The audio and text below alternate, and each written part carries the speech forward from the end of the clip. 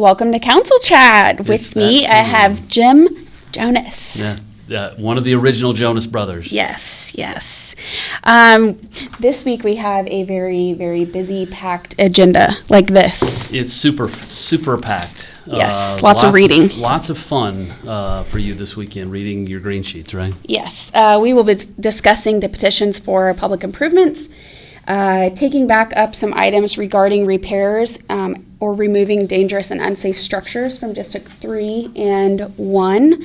So basically there were some houses that came up and the property owners showed up and basically made a deal, we'll say, with the council that they needed a little bit more time, potentially to save the house or get some repairs done on it. So they are coming back up to give their report and see where we go from there. So, you've had some good success stories in that department this year. We have, and that's kind of near and dear to me. I struggle with housing in general. How are we going to close the gap on 50,000 houses when we continue to tear them down? So hopefully there's some options there that we can continue to talk about in the very near future. Absolutely. Every house means one family has a place. Yep, absolutely. Well, you just got back from a sad affair with, why don't you tell us about it? Yes, so I did. I just got back from Representative Gail Finney's. We'll call it a celebration. It's probably one of the most incredible services I've ever been to. The governor was there, Mayor Whipple spoke, lots of different people from Topeka were there. It was really an incredible event, and she was a very, very special person that did some really incredible work, and I was happy that I was able to be there to witness it for my own eyes. Yeah, I was going to ask you. I didn't know her well. I'd only met her a couple of times, but people spoke of her in these reverential ways of that she's done so many things on a personal level, not just as a representative, but as just a community leader. Yep. Generally, she was definitely power of the people. I mean, that seems to be what she eat, sleep, and breathe. Making changes for the people, whether it was Medicaid expansion or working on the Evergy polls or some of those really tough topics that not just everybody would want to take on or an easy win, but she just kept fighting the good fight. So definitely appreciate all of her hard work. Well, a loss for Wichita, certainly. Yes. Well, what about, I know on the agenda when you mentioned it, the Facade Improvement Program, do you want to talk a little bit about that and in the, I don't have to put you on the spot, but just generally that the city is trying to do some of these facade improvements and has a means by which it offers it to building owners to improve their buildings? Yeah, I believe there's two different facade improvement projects that are going to be on the agenda this week. I know for sure the Legacy building is in Johnson's district, yep. And off the top of my head, I can't think of where the second one is. But yeah, it's an incredible opportunity that offers some really great improvements, and it sounds like in the past they've been really successful, so I'm excited that we can continue to have those conversations. Well, there's lots of good things happening in Wichita these days. Did you see the news about this federal grant that's going to WSU? I did. $51 million. Incredible. Yeah, and we'll do a lot of incredible things, from job training and advanced manufacturing, things that are going to really help to continue defining Wichita as this number one place in America to do advanced manufacturing, not just aviation, but on a whole range of things, including semiconductors. So exciting stuff. And another building for the WSU Innovation Campus. I love making the news for good, positive, fun stuff. Well, we have lots. There's so many good things happening. And I'm excited for District 1 to be looking at expanding McAdams Park with League 42. Yeah, a brand new field. Yeah, that's awesome. And that program, I mean, nobody loves baseball more than I do, and it just seems like it's been so successful. And I believe Leighton said that there's almost 600 kids or around that participate. So that's incredible, and I'm happy to see that it's expanding and that we need more fields. Does your boy play baseball there? No. On those fields? He goes in practices because it's close to the house, so we go hit and shag balls. Yeah, that's what I do. Yep. And you've got a soccer game this weekend? I do, in Kansas City. So. But we're going to start getting more and more of those tournaments here. I can't wait. Well, it's really big, successful that Stryker was able to attract this national soccer tournament. Yes. That's going to be a huge deal for the city. I don't know how many millions of dollars of impact it'll directly have, but even indirectly of having so many out-of-town teams and parents and kids coming here for that tournament. It's just a great way to showcase. There's a lot of the city. synergy around 96 and just all the restaurants and shopping, and Dave and Buster's is right there, and Top Golf. And I'm not sure when that's opening, but it looks Pretty like it's soon. getting close. Yeah, the nets are up, and I think they're coming along on that. Something else that's going to be on the agenda this week is approving a contract with the ComCare Addiction Treatment, the drug court program, which helps those suffering from substance abuse turn their lives around to avoid criminal drug conviction. So when I worked at ComCare, I learned a little bit about that program, and the numbers speak for itself. It is a very, very positive, unique program that if you're eligible for it, it seems to have pretty good success rate. So happy that we are looking at approving that contract again. Yeah, and we're also closing in on redistricting work. I don't know that. Do you have any comment on the process and how it was that's kind of going? my first rodeo to be part of it. I mean, I watched the county process just because I knew that it was going to be coming to the city, fairly soon. So it's a little nerve-wracking.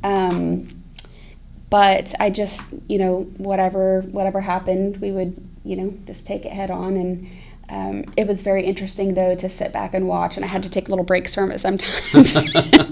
Yeah. So, but yeah, it's looks like they have maybe 2 maps left.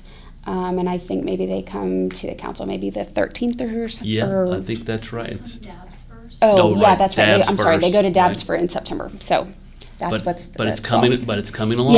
Yes. Coming So along. we're also looking at the approval of fire equipment and some new apparatuses, and I believe they are replacements and not additional trucks. But I'm very excited about that. Sounds like the fire department needs them, and Yeah. happy that we're able to try to supply the things that they need. And speaking of fire, you have a temporary fire station going in. We do. Just for you want to talk about that a little bit? Yeah. So with the Amadon Bridge project, I learned actually the day before the election when I went to the DAB that I was the only person there that was not staff, and I know how much traffic that bridge gets. So to me, that just said that nobody knows about this project yet, and it's going to be, altering a lot of schedules for some amount of time. So. I started getting really concerned about our friends that live south of the river in regards to EMS and fire, along with the businesses, and that's a whole nother animal. But I was really worried about the safety. Public safety is really important to me, and the river makes it very difficult. So you were going to have to detour either to West Street from 21st or Waco and Broadway. I know there's going to be a lot of cutting through neighborhoods, but I worked really hard with staff and the fire department to get this temporary station, which I drove by there multiple times a day, but so far it looks like 2 kind of trailers that are in the parking lot of Dillon's at 13th and West Street, and they will have a ladder truck there. I thought maybe they would just have the squad truck in the beginning, but they decided that the ladder truck was probably the better suggestion. So they're doing that, and they'll have 4 firemen or firewomen that are going to be stationed there for the duration of the project. And the old Station 7 just used to be down the street at 13th and St. Paul. So I'm kind of curious and anxious to see how many calls they make from the temporary station, and then Station 7 will still be on Coolidge, and it'll be fully staffed too. But kind of seeing the calls and response times, just kind of what that looks like. I'm anxious to see how that goes. But yes, very excited about that, and I think it was a really big move, and I was happy that we had the support to make it happen because it was additional money. But I think it's what's in the best interest of everybody. It seems to be that way, and it seems to be that reached the right conclusion on how to get that done in the most efficient and effective way, but also looking out for residents. Yeah.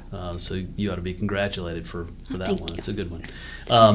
Anything you want to share with folks about the bridge itself, of when it's closing? So we are having one more big public meeting, and it'll be on Wednesday, September 7th at 6 o'clock at the Workforce Center at 21st and Amidon. And it'll just be another opportunity where we talk about the date that the bridge is closing, just one more opportunity for people to come and get any of their last minute questions answered. We'll be going over transit routes. Transit will be free in that area for the duration of the project, and there will also be, I think, 6 additional stops since they'll be going through that neighborhood. So just kind of working out all of the final kinks and basically just being there to answer questions for anybody that's still a little bit uncertain. And there will always be some uncertainty, and we won't connect with everybody like we'd like to, though. So there will be a little bit of confusion. And we know it's really inconvenient. There's just not a good solution because the river makes things difficult. There are no shortcuts. There are no other bridges to get across. Yeah, we can't put a pontoon bridge up. Right. So we literally looked at everything extensively and priced it out, and looked at closing down one side, doing one side at a time, which they do in some rural areas, but it just almost made more sense to rip the Band-Aid off and let's get it done. It's going to be beautiful when it gets done. There's incredible art aesthetics that are going to be added to it.